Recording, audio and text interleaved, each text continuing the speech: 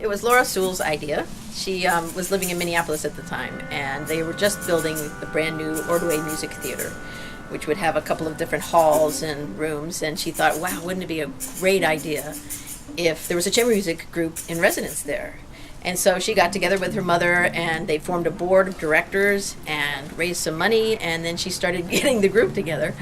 And we had been roommates at the Aspen Music Festival. We were in a condo together, and she gave me a call, and she said, how would you like, I was trying to start a new string quartet, how would you like to be in it? And I said, wow, I would love to be in it. That's like my dream come true. So she flew to New York, and we auditioned some violinists, and we chose Kay and Robin.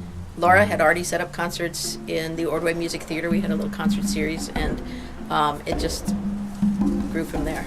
It would have to be a toss-up between our New York City debut, which was sponsored by Self Magazine, and it was in Merkin Concert Hall, and there was a lot of hype about it and a lot of excitement in the audience, and a huge, unbelievable reception across the street at a Chinese restaurant. But I think even more than that was probably our Naumburg concert. When we won the Naumburg, we were put on by the Naumburg Foundation in Alice Tully Hall, and I think that was probably the most memorable concert because it was like the launching of a career. We had the Good Housekeeping seal of approval, and it was just an amazing event. That would probably be a piece that we played on that Naumburg concert, the Aaron Kernis Musica Celestis, the first string quartet that he wrote. And it was just a bear to learn, and he was even faxing us notes like a week before the concert. Are you kidding me, Aaron?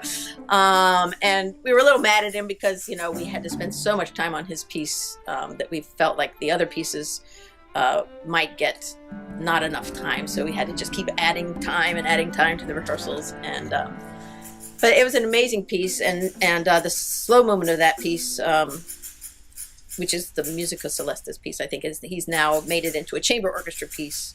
So that had seeds that went beyond the quartet, and we had commissioned the piece through the Naumburg. We had to end up paying for the copying of it because his fee was too big for the budget of Naumburg.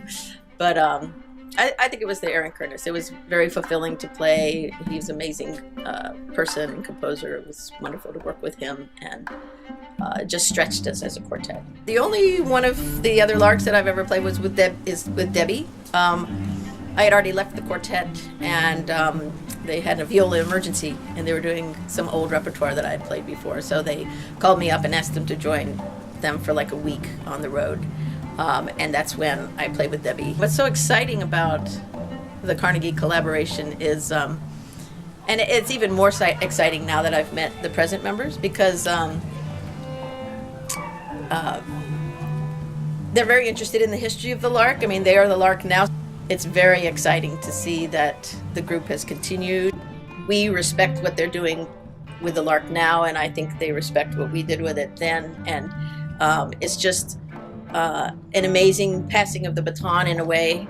And it makes us feel like the work that we did earlier was even more important and even more valid because it's still here and it's still being done. And the fact that we can join in with that too is just a very special, wonderful feeling.